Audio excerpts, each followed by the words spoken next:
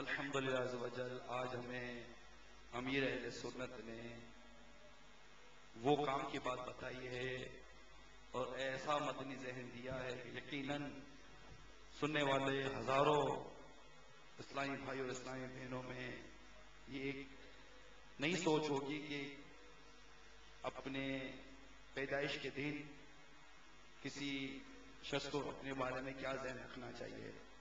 باپا ایک وسوسہ یہاں آ سکتا ہے کہ الحمدللہ انسان اشرف المخلوقات ہے، اور آپ ابھی کلام میں جیسے یہ کہہ رہے تھے کہ میں انسان نہ ہوتا تو اس معاملے میں کچھ وسوسے کا علاج فرمائیں۔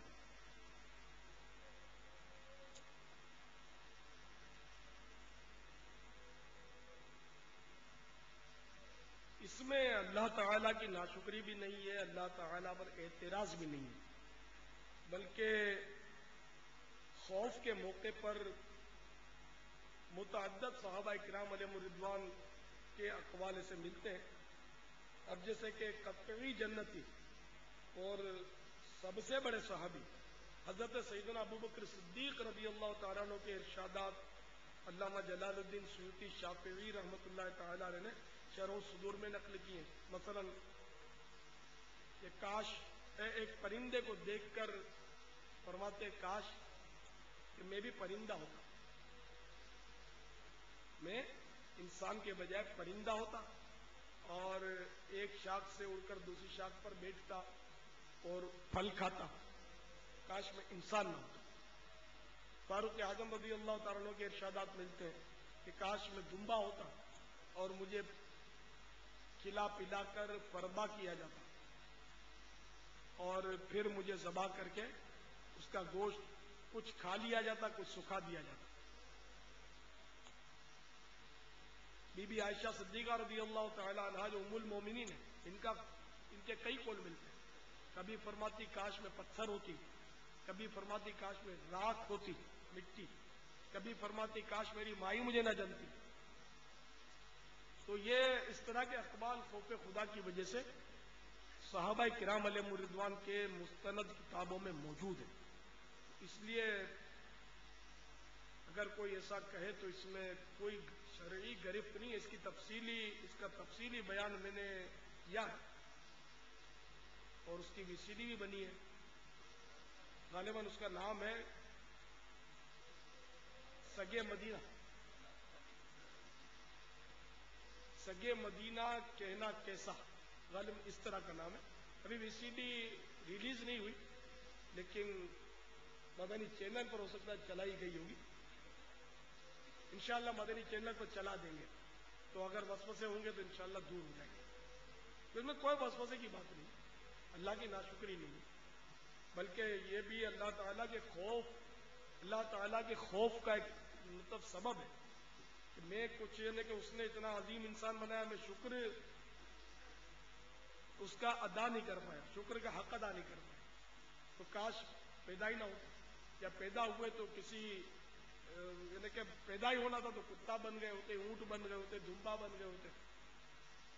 ایک بہت بڑے ولی کا گزرے حضرت سیدنا شیخ یوسف بن اسماعیل نبہانی قدس سرہ ربانی، ان کی کتاب جامع کرامات اولیاء 4 جلدوں میں، اس کا اردو ترجمہ ملتا ہے 4 جلدوں میں۔ اس میں ایک بڑا عجیب واقعہ لکھا ہے کہ ایک بزرگ کو انتقال کے بعد خواب میں دیکھا گیا کہ وہ ریت کے ٹیلے پر کھڑے ہوئے، تو پوچھا گیا کہ آپ ما فعل اللہ بکا، اللہ تعالیٰ نے آپ کے ساتھ کیا معاملہ فرمایا؟ تو فرمانے لگے کہ اللہ تعالیٰ نے بڑا کرم کیا، میری بخشش فرمائی، اور ساتھ ہی ساتھ یہ انعام بھی مجھے دیا کہ میں جو ریت کے ٹیلے پر کھڑا ہوں نا، تو میرے پاؤں کے نیچے جتنے بھی ذرات ہیں ان کی تعداد کے برابر، ان ذرات کی تعداد کے برابر مجھے شفاعت کرنے کی بھی اجازت ملی ہے۔ عرض کی گئی کہ حضور آخر ایسا کون سا عمل آپ کا اللہ کی بارگاہ میں مقبول ہوا؟ فرمانے لگے کہ میں جب بھی کسی مرے ہوئے کتے کو دیکھتا تھا تو حسرت کے ساتھ کہتا کہ کاش اس مرے ہوئے کتے کی جگہ میں خود ہوتا، یعنی مطلب میں انسان نہ ہوتا بلکہ کتا ہوتا، وہ بھی اب مر چکا ہوتا، مرا ہوا، کیونکہ کتے کو نہ نزا کی سختیوں سے واسطہ ہے، بظاہر جانور کٹتا ہے، گائے کٹتی ہے، مرغا کٹتا ہے تو ہمیں بڑا یوں لگتا ہے کہ یار بیچارے کو بہت تکلیف ہے، واقعی اس کو تکلیف ہوتی ہے، لیکن مرنے والے انسان کو اس سے ہزاروں کروڑوں گنا تکلیف زیادہ ہوتی ہے کہ موت کا ایک جھٹکا تلوار کے ہزار وار سے سخت ہے۔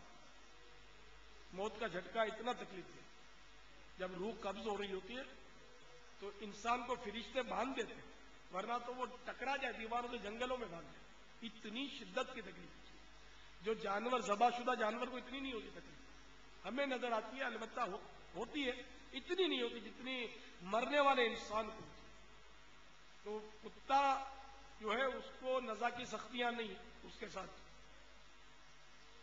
پھر یہ کہ قبر کے سوال جواب کا معاملہ، قبر کے اندھیرے، قبر کی وحشت، قبر کا بھینچنا اوسان خطا کر دیتا ہے اگر آدمی غور کرے تو، کہ قبر ہر ایک کو دبائے گی، کسی کو اس طرح دبائے گی جیسے بچھڑے ہوئے، مدتوں کے بچھڑے ہوئے لال کو پا کر ماں اپنی گود میں پیار سے چمٹا لیتی ہے، اور کسی کو اس طرح دبائے گی کہ یعنی جو گناہگار ہوا، جس سے رب ناراض ہوا، تو اس کو اس طرح دبائے گی کہ اس کی پسلیاں ٹوٹ پھوٹ کر ایک دوسرے میں گھس جائیں گی۔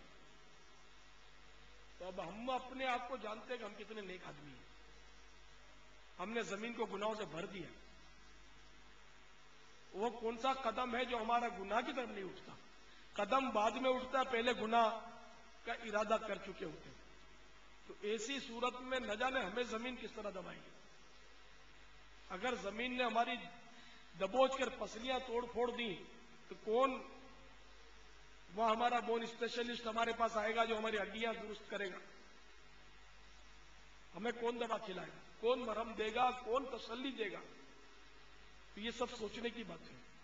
تو وہ یہ صورتیں کتے کے ساتھ نہیں ہوگی، اور مرے ہوئے آدمی کو یوں نہیں سمجھے کہ اس کو تکلیف نہیں ہوگی، تکلیف ہوگی۔ اگر تکلیف نہ ہوتی تو عذاب اور ثواب کے معنی ہی کیا نہ کچھ نہ ہوتے۔ عذاب اور ثواب ہے یہ کہ اس کو پتا چلے گا، ثواب یعنی اس کو ثواب کا سرور آئے گا، لطف آئے گا، اور عذاب کی تکلیف ہوگی، اس کو جسم پر بھی ہوگی، روح پر بھی ہوگی، دونوں پر ہوگی۔ تو وہ تکلیف ایسی کہ دنیا میں اس کا تصور نہیں کیا جا سکتا، ایسی تکلیف۔ تو قبر میں قبر کا عذاب کا کتے کو کوئی دھڑکا نہیں ہے، تو پتہ ہی نہیں اس کو، نہ ہونا ہے اس کو قبر کا عذاب۔ قیامت کا ہولناک دن 50,000 سال کا، پسینوں میں لوگ ڈبکیاں کھا رہے ہوں گے حسب اعمال۔ تو حشر کا دن، سورج 7 میل پر، زمین تانبے کی، بدن پر کوئی کپڑا نہیں ہوگا، پاؤں میں کوئی جوتی نہیں ہوگی، اور انگارے کی طرح دیکھتی بھی زمین پر کھڑا کیا جائے گا حسب اعمال۔ جو نیک ہوں گے، جن پر کرم ہوں گے، ان کے لیے تو وہاں اللہ کی رحمت کے سائے ہوں گے، عرش کا سایہ ہوگا۔ تو ہم کیا اس خوش فہمی میں رہیں کہ ہم مطلب یعنی کہ قبر میں بھی بالکل خیریت سے ہی گزریں گے، ہمیں قیامت میں بھی کوئی تکلیف نہیں آنے کی، بغیر حساب کے جنت میں داخلہ ہمارا متعین ہے؟ کیا اس خوش فہمی میں زندگی گزاریں؟ تو اس خوش فہمی میں زندگی گزاریں گے تو ہو سکتا ہے کہ بہت مشکل ہو جائے۔ تو اس لیے اللہ تعالیٰ کا خوف دل میں رکھنا ضروری ہے کہ اولیاء کرام، صحابہ کرام کو خوف ہوتا تھا، حالانکہ صحابہ کرام تو قطعی جنتی ہیں، پھر بھی یہ بہت ڈرتے تھے۔ تو ہم لوگوں کو تو واقعی ڈرنا چاہیے کہ ہمارے پاس تو ہے کیا، نیکی ہے کہاں، نیکی کے نون کے نقطے کا اتا پتہ دور دور تک نہیں، تو ہم اپنے آپ کو کیا سمجھیں؟ کیا ہم اپنے آپ کو جنتی سمجھ بیٹھے؟ تو اس لیے کتا جو ہے نا وہ ان مانو کر ہم سے، یعنی مجھ سے، آپ کا میں کیا کہوں، مجھ سے اچھا ہے کہ اس نے اللہ کی کون سی نافرمانی کی، اس پر نماز فرض ہی نہیں، تو نماز نہیں پڑھتا، ٹھیک ہے، تو مکلف بھی نہیں، اس نے کب نافرمانی کی، اس نے کب کسی کا دل دکھایا، کسی نے کب بدنگاہی کی، کب گناہ کیا، تو ہے مکلف ہی نہیں، اس پر تو گناہ ثواب کا اطلاق ہی نہیں ہوتا، اس پر ترتب ہی نہیں ہوتا گناہ ثواب کا۔ تو ان مانو کر کتا گناہگار انسان سے تو فوقیت لے گیا، تو خیر وہ اس اللہ کے ولی کی تو عاجزی تھی کہ وہ مرا ہوا کتا دیکھ کر کہ کاش اس کی جگہ میں ہوتا کہ انسان بن گیا تو پتہ نہیں قیامت کے حساب کیسے دوں گا، قبر میں فرشتوں کا سامنا، منکر نکیر کی آمد، اور لمبے لمبے دانتوں سے چیرتے ہوئے منکر نکیر آئیں گے، قبر کی دیواریں چیرتے ہوئے، اور کرخت لہجے میں انہیں جھڑک کر بٹھائیں گے، کرخت لہجے میں سوالات کریں گے۔ تو کتے کے ساتھ یہ معاملہ تھوڑی پیش آئے۔ تو بہرحال یہ کہ ان کا یہ قول اللہ کی بارگاہ میں مقبول ہوا کہ وہ اپنے آپ کو مطلب اس کتے کی جگہ ہونے کی تمنا کرتے تھے کہ کاش اس کی جگہ میں ہوتا، مرے ہوئے کتے کی جگہ۔ تو اللہ تعالیٰ نے ان کی مغفرت کر دی، اور ساتھ میں یہ بھی منصب دیا کہ یہ پاؤں کے نیچے جتنے ریت کے ذرات ہیں ان کی تعداد لاکھوں ذرات آ جاتے ہوں گے پاؤں کے نیچے، تو اتنوں کی شفاعت کی بھی اجازت۔ تو ہم تو کسی ایسے ولی کے قدموں سے لگ کر انشاءاللہ نکلیں گے، باقی اپنے عمل تو جیسے بھی ہر ایک اپنے آپ کو جانتا ہے کہ میں کتنا مطلب اچھا ہوں، تو میں تو بھائی سب سے برا ہوں، سب بھی سے برا، تو سب سے جو برا ہو اس کو کتنا ڈرنا چاہیے۔ اللہ اپنا خوف، اپنا ڈر عطا فرما دے۔ تیرے خوف سے، تیرے ڈر سے ہمیشہ میں تھر تھر رہوں کانپتا یا الہی۔